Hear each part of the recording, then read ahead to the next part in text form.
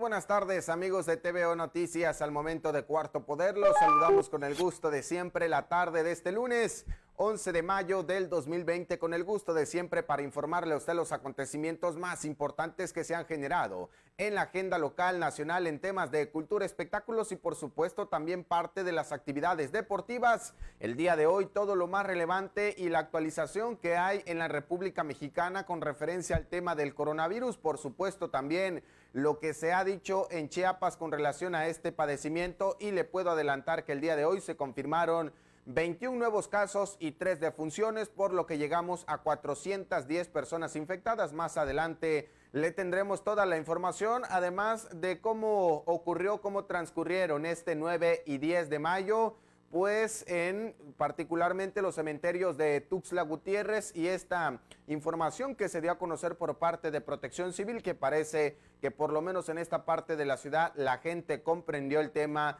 de no aglomerar los panteones. Le tendremos por supuesto imágenes de mi compañero Marcos Osorio de este fin de semana en estos espacios, además de algunos accidentes vehiculares, el tema por supuesto de inseguridad que ocurre en Tuxtla Gutiérrez, algunos asaltos, entre otra información que es por supuesto de interés de la población. Arrancamos entonces con el plano nacional y cómo están las cifras en la República Mexicana con relación al tema del coronavirus, cómo se está moviendo este padecimiento. Mire, del 28 de febrero al 10 de mayo de este año se han confirmado 35,022 casos de personas infectadas de coronavirus. Estamos hablando que hay 8,457 personas confirmadas activas. ¿Qué quiere decir esto? Que fueron las que se contagiaron en los últimos 14 días. Desafortunadamente han muerto 3,465 personas a causa de este virus. Se tienen registrado 19,979 casos sospechosos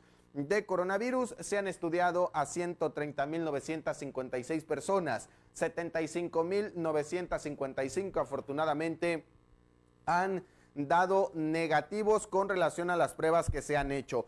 ¿Cómo estamos en el estado de Chiapas? Y esto es importante saberlo, esta información que se dio a conocer hace unos instantes en una conferencia de prensa por parte del titular de la Secretaría de Salud. Estamos hablando de José Manuel Cruz Castellanos. Le adelanto que se confirmaron en el estado de Chiapas, ya hasta este momento hay contagiadas 410 personas a causa del coronavirus. Hay 1,977 casos sospechosos, hay procesadas 1,193 muestras, faltan por dar resultado 89 muestras, negativas 778 casos, recuperados 151 personas y desafortunadamente han muerto 27 personas a causa del coronavirus. Estamos hablando entonces que en las últimas horas se confirmaron 3 muertes más en Chiapas y 21 casos. Habló el secretario de Salud, dio detalles de esta situación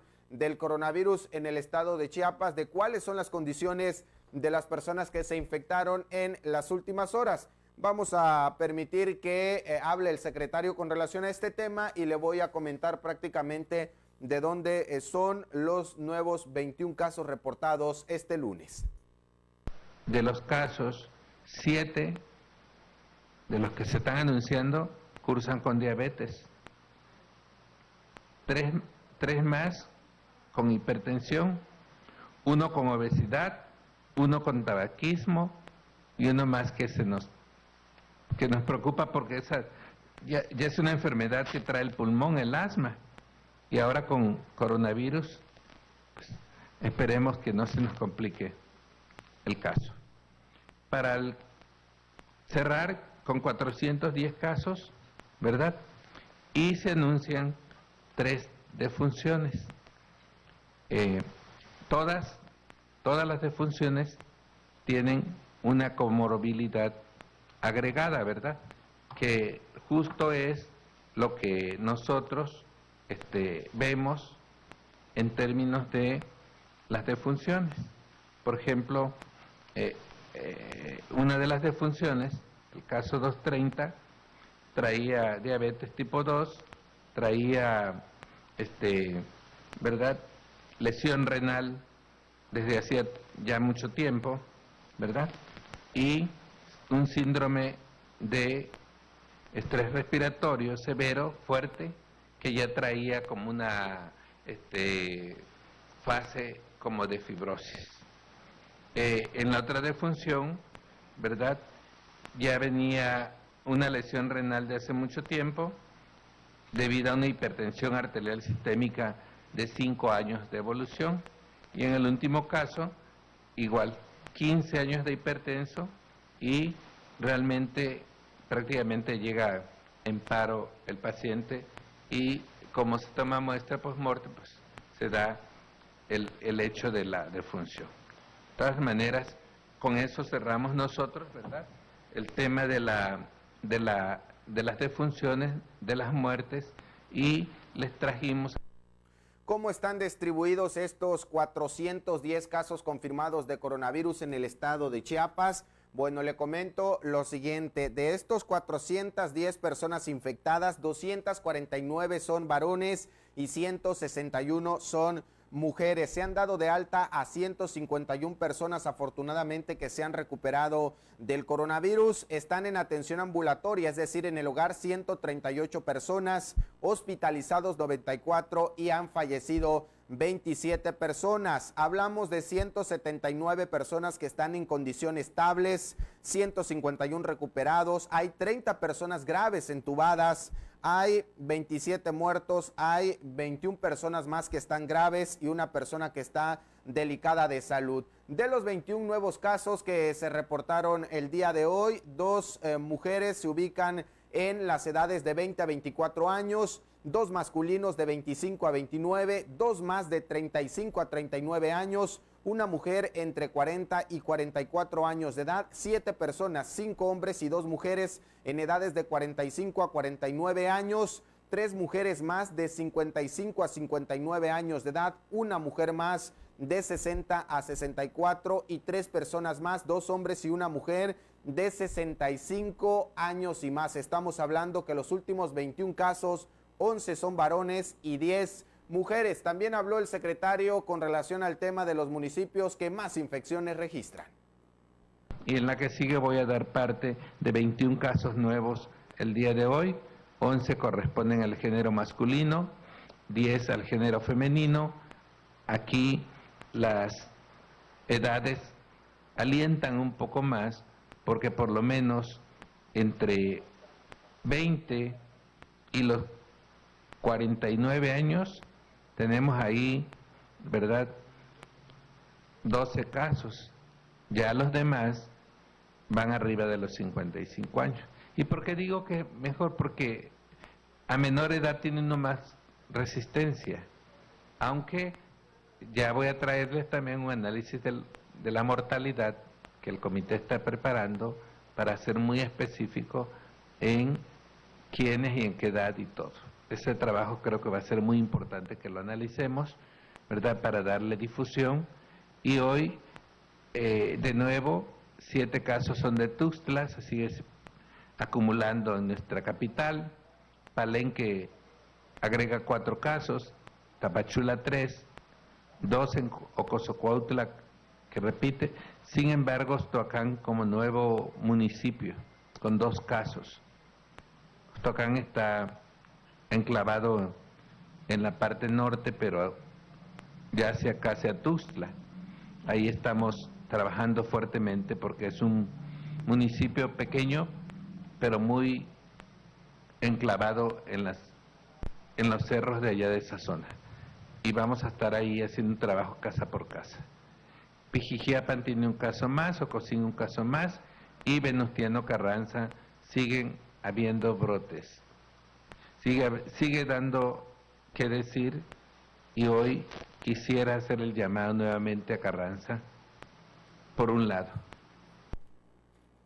Bueno, Carranza es uno de los municipios, seguramente usted recuerda que llevaron a cabo actividades que generaron aglomeración de personas y que están pagando ya las consecuencias, desafortunadamente, por el tema de los contagios. Sigue apareciendo como uno de los municipios que registra personas contagiadas de coronavirus. Vamos a ir en estos momentos con Ulises López por un tema de accidentes vehiculares que han ocurrido en Tuxtla Gutiérrez y voy a regresar a la parte de los panteones de cómo estuvieron este 9 y 10 de mayo. Te escucho, Ulises, buenas tardes.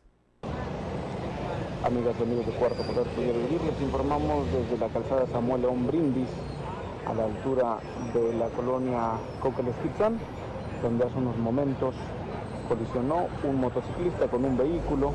El motociclista repartidor de una empresa de pollos, y de este lado del vehículo con el que colisionó se encuentran ya elementos de tránsito y vialidad municipal en espera de los servicios de emergencia. Por el momento, esta es la información. Reportó para Cuarto Poder Vivir. Bueno, ahí tiene la información de mi compañero. Ahora sí voy de lleno a lo que ocurrió en los panteones de Tuxtla Gutiérrez este 9 y 10 de mayo. Usted sabe que estuvieron abiertos a la población con algunas restricciones por el tema del coronavirus. Una de ellas, pues, que solamente se iba a permitir el ingreso de una persona por familia, que no iban a entrar niños, que no iban a entrar mujeres embarazadas. Le comento, según la información de mi compañero Rodolfo Flores, que las autoridades de Protección Civil dieron a conocer que al corte del mediodía de este 10 de mayo se tuvo una afluencia de poco más de 1,000 visitantes en uno de los panteones municipales de Tuxtla Gutiérrez, lo que representó finalmente números positivos en relación a las medidas sanitarias para prevenir contagios de coronavirus, lo que se traduce también, decían, en una buena actitud por parte de los capitalinos. Juan Carlos Márquez Navarro, quien es paramédico de Protección Civil, habló con mi compañero, le detalló que esta afluencia en este panteón municipal este Día de las Madres, este 10 de mayo, fue significativa porque estamos hablando de que se registró por lo menos un 10% menos en comparación con el Día de las Madres en años anteriores, cuando no ha habido pandemia. Usted sabe que los panteones de Tuxtla Gutiérrez, del Jobo, de Plan de Ayala, de Terán, de donde se encuentran en los alrededores, en las zonas ejidales, incluso pues lucen completamente abarrotados. Para el caso de Tuxtla Gutiérrez, cada año, de acuerdo con los registros que tiene la Secretaría de Protección Civil, por lo menos llegan entre 7 y 10 mil personas durante el 9 y 10 de mayo, que son fechas significativas y que permiten de alguna manera a la población ir a estos lugares a convivir, pasar tiempo con los seres queridos que se han adelantado. Respecto a las medidas sanitarias en el Panteón Viejo, desde las 9 de la mañana se estuvo implementando este tema de los conocidos ya filtros sanitarios en todas las entradas. Se tomó la temperatura a las personas, se les aplicó el gel antibacterial y de igual manera se invitó a la población a que se lavaran las manos para evitar el tema del contagio del coronavirus. También es importante señalar, decía, que la población entendió el mensaje de acudir a los panteones porque fue poca la afluencia que se tuvo en estos lugares. Pasado el mediodía de este domingo, el corte de las 12 del día, en otros años pues era de hasta 1,035 personas, particularmente lo que fue este 10 de mayo, en comparación con lo que ha ocurrido, le decía, ya en otras ocasiones, donde los fines de semana se han registrado hasta 10,000 visitantes, cuando el 10 de mayo pues cae también en fin de semana, que permite a la gente ir a estos lugares. Así estuvo, digamos, esta situación en el Panteón. Y está ahora mi compañero Rodolfo Flores en la línea telefónica, pero para que nos hable de otro tema, del tema de la ayuda, de la organización, también de un tema de solidaridad que ha tenido la población. Escuche la siguiente información. Rodolfo, buenas tardes. ¿Qué tal, Adolfo? Te saludo con mucho gusto y también a todo el auditorio para informarles que Joana Escandón Coutinho, presidenta de la Red de Mujeres por Chiapas, informó que a partir de este lunes y hasta el 30 de mayo en Tuxtla se llevará a cabo una colecta de despensas que serán entregadas a los artesanos de la zona altos, de quienes son el sector más vulnerable y olvidado en esta pandemia. Derivado de ello, se instaló un centro de acopio en el centro de la ciudad para apoyar a los más de 1,000 artesanos que se han logrado unir a través de una red compuesta por 35 municipios, quienes en este 2020 veían un año bastante provisorio Lamentablemente todos los eventos han tenido que ser cancelados. En este sentido detalló que esta colecta es denominada Ayúdanos a Ayudar, para apoyar a los artesanos y artesanas chiapanecas, quienes por esta situación crítica se han visto en condiciones lamentables. Por ello puntualizó que la realidad es que este sector apenas está sobreviviendo. Por ello hemos comenzado esta colecta para captar por lo menos unas 2,000 despensas y entregarlas después del 30 de mayo, así como ropa, cobijas y cobertores también que se puedan obtener durante el tiempo que tarde la misma. Recordó que la red venía trabajando arduamente a lo largo de un año, logrando tener una logística y organización bien definida. Por ello tenían programada su participación en eventos importantes como la Feria de la Primavera y de la Paz, la Feria de Comitán y también en Palenque, pero todo fue suspendido. Sin embargo, todo fue pospuesto por el avance de la pandemia del COVID-19. La naturaleza de esta economía, es decir, de los artesanos, es el intercambio comercial con otros municipios.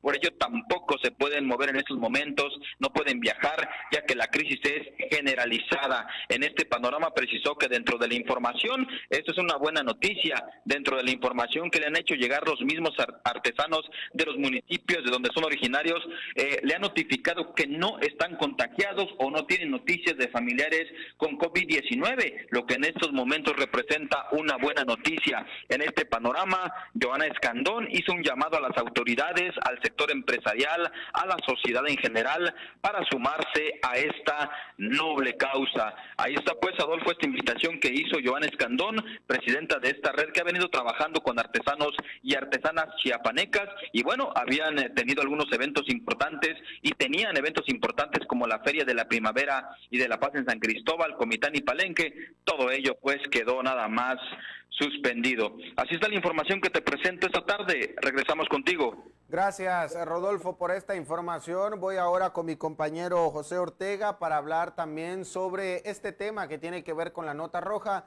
Aquí nos presenta lo que ocurrió en la colonia La Popular. Amigas y amigos de Cuarto Poder, Tu Diario Vivir, les informamos desde la colonia La Popular sobre el Libramiento Sur a la altura de la Tercera Oriente, donde hace unos momentos fue localizado el cuerpo sin vida del velador de esta bloquera que vemos al frente. Por el momento esta es la información, reportó para Cuarto Poder, Tu Diario Vivir, José Ortega. En la línea telefónica ahora está mi compañero Andrés Sánchez para que nos detalle parte de las actividades que se están haciendo también en Puerto Chiapas. Te escucho, Andrés, buenas tardes. Buenas tardes, Adolfo, y a ti al auditorio te veo noticias, como tú bien lo comentas, pues el día de hoy, pues cambiando un poquito de tema, pues hablaron respecto a como tú bien lo apuntas, la Secretaría de Comunicaciones y Transportes informó que la Administración Portuaria Integral de Puerto Chiapas refuerza la coordinación para facilitar las operaciones del transporte por agua, consideradas actividades esenciales ante la emergencia sanitaria. Puerto Chiapas abarca una superficie de 8,602 hectáreas, con un predio federal de una extensión de 523 hectáreas. Además, se contempla un área de influencia que involucra a los municipios aledaños de Tapachula, Tuzlachico, Suchiate, Huehuetán, Mazatán, Frontera Hidalgo y Metapa. La autoridad informó que Puerto Chiapas durante el primer trimestre de este año se ha movilizado un total de 117,611 toneladas, de las cuales se exportaron 92,000 de banano y azúcar, de importación 20,000 de artículos misceláneos y de cabotaje 4,693 de atún. En Puerto Chiapas destaca que su dinamismo fronterizo derivado del intercambio comercial y de servicios que existe con Centroamérica, Latinoamérica y Asia, además de contar con una conectividad con el resto del territorio nacional por la red vial y ferroviaria. La Secretaría de Comunicaciones y Transporte comentó que las operaciones se realizan con medidas adoptadas en materias de salud, con la determinante participación de la comunidad marítimo-portuaria para procurar el bienestar de la población. A nivel nacional, las administraciones portuarias han adoptado las medidas de prevención y control en puertos marítimos conforme a los lineamientos emitidos por las autoridades sanitarias. Algo que comentaba la Secretaría es que a todo personal que entra a los puertos o llegue en barco se le toma la temperatura y se le aplican cuestionamientos aleatorios para detectar casos sospechosos de COVID-19. Además, se colocaron lavamanos en zonas estratégicas de los recintos portuarios y se proporciona a los trabajadores gel antibacterial, cubrebocas y guantes de látex. Para el caso de la navegación de cabotaje en los litorales del país, también se colabora con la comunidad marítima para reforzar medidas en los transbordadores y terminales leyes, las cuales se aplican estrictamente tanto a los operadores como a los pasajeros. Te comento también que, pues, hablando sobre Puerto Chiapas, no cabe olvidar que en noviembre pasado el Diario Oficial de la Federación informó del decreto que se abrogan las declaratorias de las zonas económicas especiales de Puerto Chiapas, que desde hace varios meses ya no existe. Pues en general pues siguen adoptándose medidas, ya que este comercio marítimo tiene que ser de prioridad para el Estado y todo para la zona. Entonces Puerto Chiapas continúa con sus actividades bajo protocolos de sanidad para evitar contagios de COVID-19. Pues esa es parte de la información que te presento el día de hoy, Adolfo. Regreso contigo. Gracias, Andrés, por esta información. Cambio de tema, regreso al centro de Tuxtla Gutiérrez para comentarle pues esta situación que tiene que ver con algunos temas delincuenciales en la voz de mis compañeros. Amigas y amigos de Cuarto Poder, tu diario vivir, les informamos desde la esquina de la Quinta Sur y la Primera Poniente, donde hace unos momentos 2 sujetos intentaron robar a una mujer. Ya se encuentran aquí elementos policíacos que han detenido a los presuntos ladrones.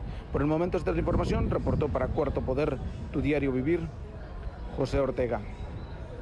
Ocurrió estas imágenes que ve usted en pantalla y que provocó la movilización de varios cuerpos de seguridad. Ocurrió en el pleno centro de Tuxtla Gutiérrez con relación a esto que nos decía mi compañero José Ortega. Presuntos ladrones fueron detenidos mientras pretendían robar algunas pertenencias a las personas que se desplazaban en el corazón de la capital chiapaneca. El tema de inseguridad, lamentablemente, también todos los días tenemos que informárselo. Vamos a más información. Está en la línea telefónica Ricardo López con un asunto que es bastante interesante y que tiene que ver con el Banco de Alimentos, que se ubica al interior de la central de abastos y que permite llevar insumos, alimentos a por lo menos 3,000 niños de Chiapas que se encuentran en prácticamente pobreza extrema. Te escucho, Ricardo. Adolfo, muy buenas tardes. Este inicio de semana, así y a todo el auditorio. Pues te comento que de acuerdo al Banco de Alimentos de Tuxtla Gutiérrez, ubicado a un costado de la central de abastos, como bien lo mencionabas, un promedio de 3,000 niños y niñas en pobreza alimentaria reciben comida en Chiapas en sus comedores comunitarios, partiendo de que alimentarse es una necesidad y un derecho humano. El objetivo de los bancos de alimentos de México es intervenir para combatir el hambre y la desnutrición que padecen las personas en México. Son 30 millones en el país que no tienen lo suficiente para comer, y en Chiapas existe 1.654.000 personas en pobreza extrema. Diariamente se desperdician 300 toneladas de comida en México, ante la cual la red de alimentos, de bancos de alimentos, que nació en 1965 y que cuenta con 53 bancos en todo el país, uno de ellos en Tuxtla Gutiérrez, operan para el rescate coordinado y estratégico de alimentos. En el caso particular del Banco de Alimentos de Tuxtla Gutiérrez, en promedio se acopia mensualmente 120 toneladas, las cuales fueron entregadas por lo menos en el 2019 a 9,848 personas en 16 municipios. Para este 2020 se espera que sea la misma cifra o más las que continúen recibiendo esta despensa, con un peso estimado en 40 kilos, en donde los beneficiados son los niños. Esa es la información al respecto, Adolfo. Muy buenas tardes. Ricardo, por esta información. También en el corazón de Tuxtla Gutiérrez, en la parte más céntrica de la ciudad, localizaron un cadáver. Aquí los detalles con Ulises López. Hola, ¿qué tal amigos del Cuarto Poder? Tengan muy buenos días. Nos encontramos en la Segunda Norte y 15 Oriente de la ciudad capital. Y hace unos momentos elementos policiales localizaron el cadáver de un masculino al interior de uno de los departamentos de este edificio. Cabe precisar que hasta el momento desconocemos cuál es la causa de su deceso. Ya los cuerpos de seguridad están investigando en torno a este hecho. Y bueno, se espera también la intervención de los servicios periciales de la Fiscalía General del Estado para hacer las diligencias correspondientes y de esta forma trasladar el cadáver al anfiteatro para la necropsia que marca la ley, y de esta forma esclarecer su misteriosa muerte. Ya en el lugar también se encuentran elementos ministeriales, quienes también están tomando nota en el asunto, y más adelante pues sabremos con exactitud y con mayor detalle sobre lo sucedido aquí en la Segunda Norte y 15 Oriente del barrio Hidalgo. Para más información visiten nuestras redes sociales o bien acudan a la versión impresa. Para el Cuarto Poder, tu diario vivir, informó Ulises López. Vamos a la parte deportiva, haciendo un espacio de lo que acontece al mundo de la política y por supuesto de otros temas aquí en Tuxtla Gutiérrez. Está en la línea telefónica mi compañero Freddy Manga porque son buenas noticias. Están ya trabajando sobre un plan para el regreso del fútbol mexicano que, como usted sabe, fue suspendido también por el tema del coronavirus, además de otras cuestiones que tienen que ver con el deporte local. Freddy, buenas tardes. Adolfo, muy buenas tardes, un gusto saludarte este inicio de semana y a todo el auditorio de TVO Noticias de Cuarto Poder. Vámonos de lleno con el tema de los deportes e iniciamos en el aspecto local, en el tema del boxeo, ya que después de estas largas semanas vividas por la cuarentena, pues los promotores han sentido drásticamente sus bolsillos, principalmente de manera lógica, el tema de no poder realizar las diversas funciones que en septiembre del año pasado han retomado las actividades aquí en Tuxtla Gutiérrez, en el Deportivo Roma específicamente. Ahora mismo uno de ellos, José Manuel Coutinho, mejor conocido como Nelo, pues está también alzando la voz y pidiendo a las autoridades municipales también y desde luego a la Comisión de Box de Tuxtla Gutiérrez que al regreso, después de que se normalice toda la situación de la cuarentena por el COVID-19, pues puedan ser un poco más flexibles para que les permitan realizar las carteleras, las funciones, vaya de una manera más holgada. ¿A qué se refiere él? Que no sean tan drásticos en el aspecto de que el peso entre los boxeadores no sea un impedimento, el número de peleas que tengan que presentarse y si al momento, como es bien sabido, cuando se realiza el pesaje, pues alguno de los boxeadores por X o Y razón no se presenta, haya la posibilidad de que puedan sustituirlo con uno de los peleadores o uno de los boxeadores que estarán o que estén a la mano. Esa es la petición puntual del promotor, puesto que dice no solo ellos, ni los boxeadores, ni los entrenadores han sufrido este tema del confinamiento, también vendedores, aquellas personas que pues se dan cita todas las noches para la vendimia de alimentos, bebidas, de souvenirs alusivos al deporte de las orejas de coliflor, el tema de los doctores, la seguridad también, son personas que pues no tienen el trabajo ahorita mismo y si al regreso de la cuarentena hay o continúa este tema de inflexibilidad para realizar las funciones, pues no lograrán salir y obtener el sustento para alimentar a sus familias. Eso, Adolfo, en cuanto al tema local, como ya hacía referencia en el preámbulo al tema deportivo, la Liga MX está vislumbrando un regreso cercano. Hace unos días, bueno, el día de ayer específicamente, el doctor Hugo López-Gatell, quien es subsecretario de Prevención y Promoción de la Salud, fue abordado en el tema deportivo en su clásica conferencia. Él decía, tenemos que analizar, tenemos que realizar un plan estratégico para que el fútbol mexicano pueda volver como pues se realizaba hasta antes del parón. Lógicamente, se prevé que no haya aficionados en cada uno de los estadios y en el tema de la Ciudad de México, en donde es uno de los lugares con los picos más altos de contagio, pues equipos como América, como Pumas, como Cruz Azul, tendrían que dejar su localía y buscar asilo en otros estadios o en otros lugares más cercanos, desde luego, en donde la cantidad de contagios no sea muy alta y donde el riesgo de llevar contagios tampoco sea muy alta. El subsecretario de Salud hacía referencia también a lo hecho y a lo que se ha dado en otros países, particularmente en España y en Inglaterra, en donde el día de hoy los equipos ya han regresado a los entrenamientos. Hay clubes como el Real Madrid, como el Chelsea, como el Liverpool, en Alemania también equipos como el Bayern Múnich, como el Borussia Dortmund, el Borussia Mönchengladbach, pues ya han subido a redes sociales que regresaron a los entrenamientos, que están muy contentos, que están tomando las medidas de prevención. Hay un mundo de diferencia, lo sabemos, Adolfo, en cuanto a la infraestructura que tiene México con otros países, pero pues ahora mismo se está realizando este plan de prevención.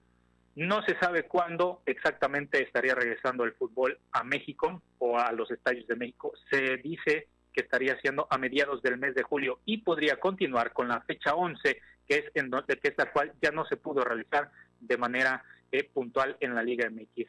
Eso también da pauta a que pues no habría un campeón definitivo. A los aficionados del Cruz Azul, pues decirles lamentablemente tendrán que seguir jugando, tendrán que terminar la jornada, disputar la liguilla y ver si pueden ser campeones. Pero no nos adelantemos, vamos a esperar las fechas oportunas, tomando en cuenta las medidas de prevención que el gobierno federal está pidiendo que acatemos. Esto es parte del panorama deportivo este día, Adolfo. Regreso contigo. Gracias, Freddy, por esta información. Y no, ya se habían hecho ilusiones, pero no les van a dar el trofeo. Vamos a más información, nos vamos a lo que ocurrió hace unos días allá en Cintalapa, y qué bueno está la Fiscalía General del Estado informando sobre esta situación. El titular de la Fiscalía General del Estado, Jorge Luis Llave Abarca, destacó la detención de una persona por el delito de homicidio y 4 más por el delito de violación a la Ley Federal de Armas de Fuego y Explosivo. Esto ante los últimos hechos violentos registrados en el municipio de Cintalapa. Le comento que derivado de las diligencias de cateos en ese municipio, se logró la ubicación y la detención de Fernando N.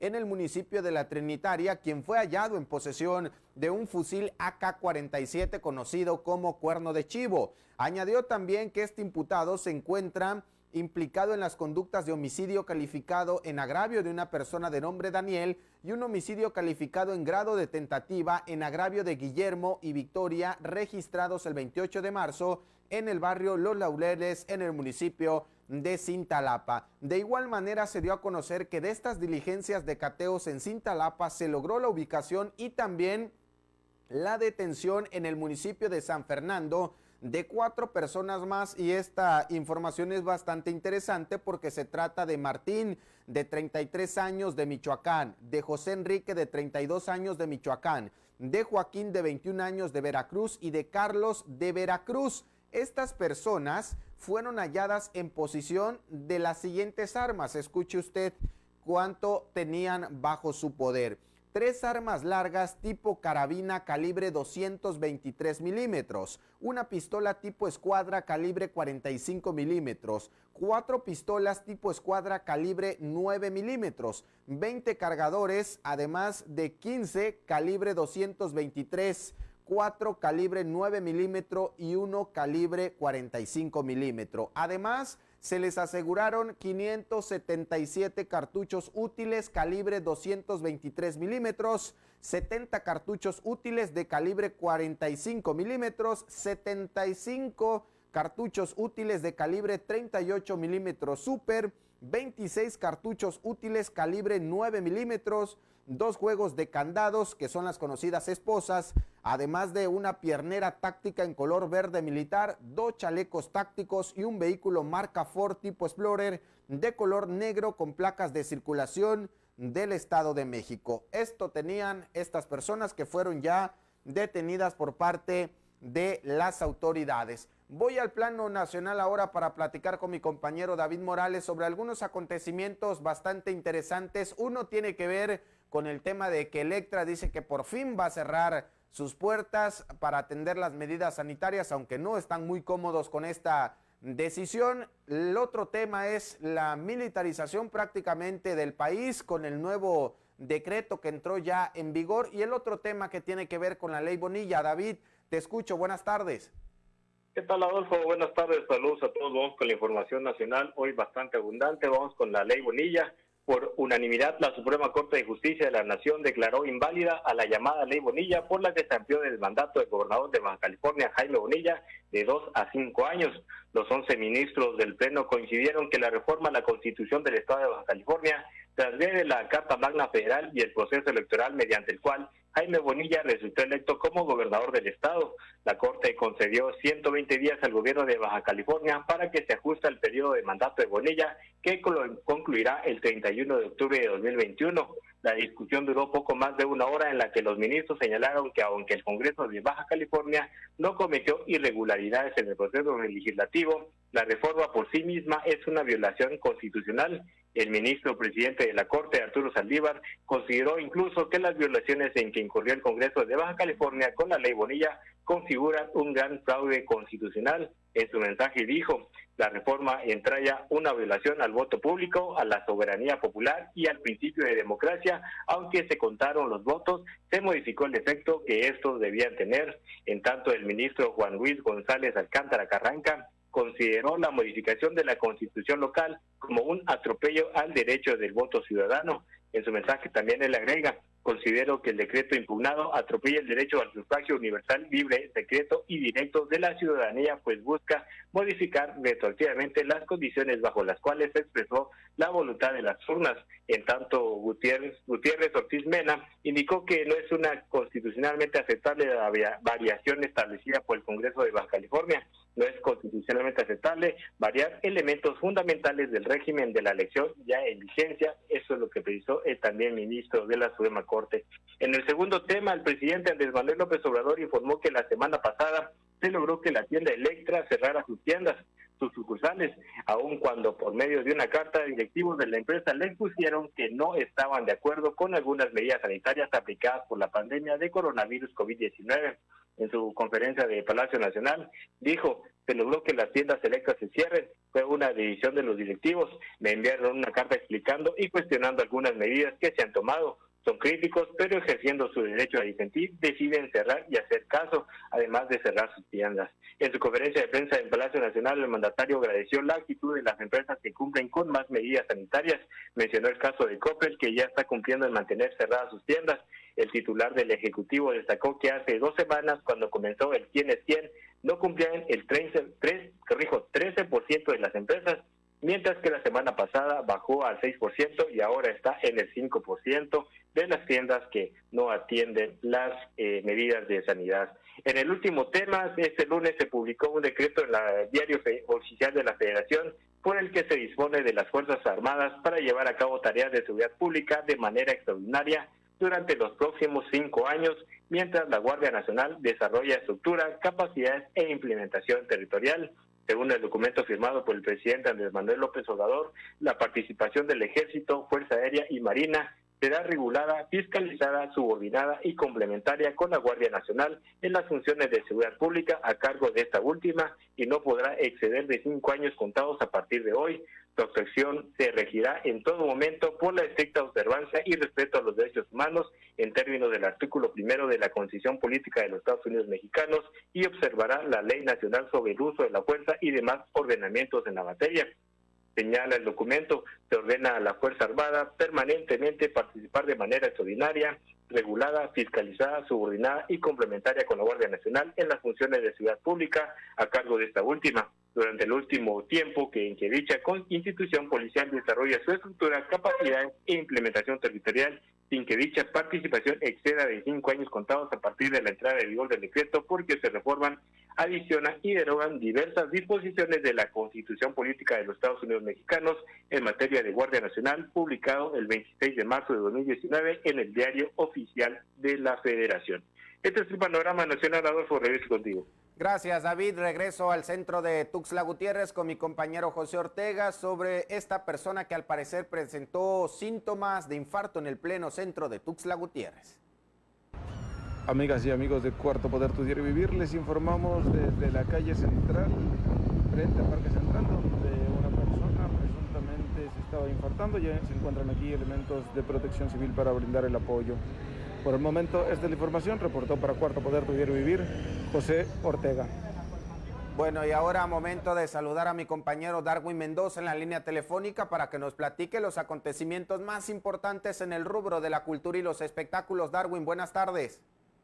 Buenas tardes, Adolfo, te saludo con gusto a ti y a todo el auditorio que nos sigue en esta transmisión completamente en vivo del día lunes 11 de mayo del 2020, y déjame comentarte que retratan a héroes de carne y poesía.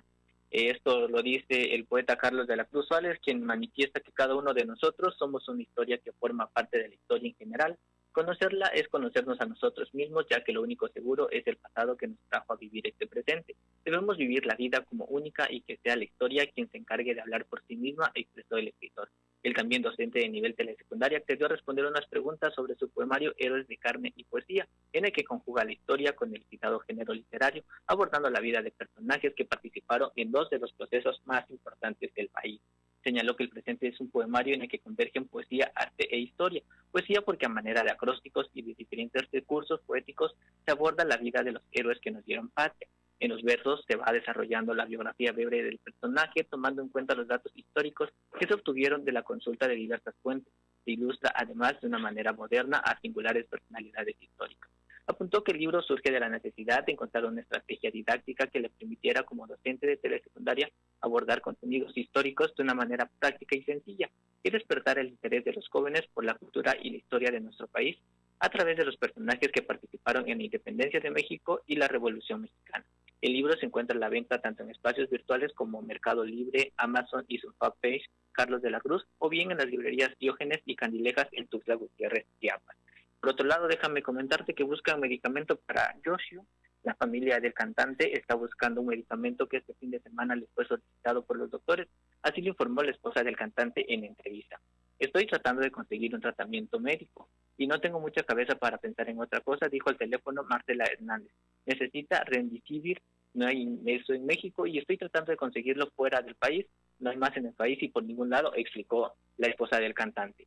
La citada mujer dijo que se aseguró que se encontraba en medio de llamadas la noche del domingo buscando la medicina, aún sin poder por el momento dar más detalles.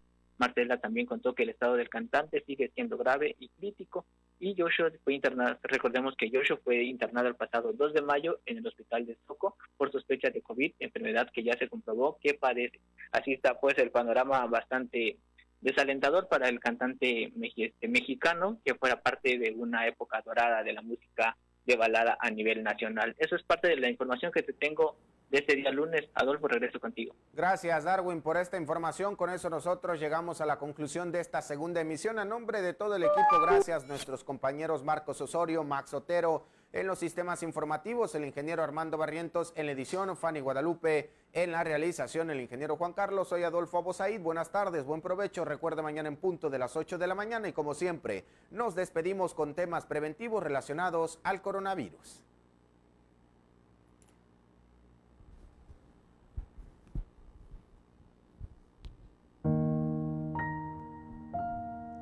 Hoy más que nunca debemos estar unidos y proteger a quienes más queremos. Los chiapanecos somos gente unida y solidaria. Vamos a poner el ejemplo desde nuestros hogares, quedándonos en casa. Sale. Yo no voy a poner en riesgo ni a mis padres ni a mis abuelos. Yo no voy a poner en riesgo a mis hijos ni a mis hermanos. Quedarse en casa puede evitar que yo lleve el virus del COVID-19 en mi hogar y ponga en riesgo la vida de mi familia.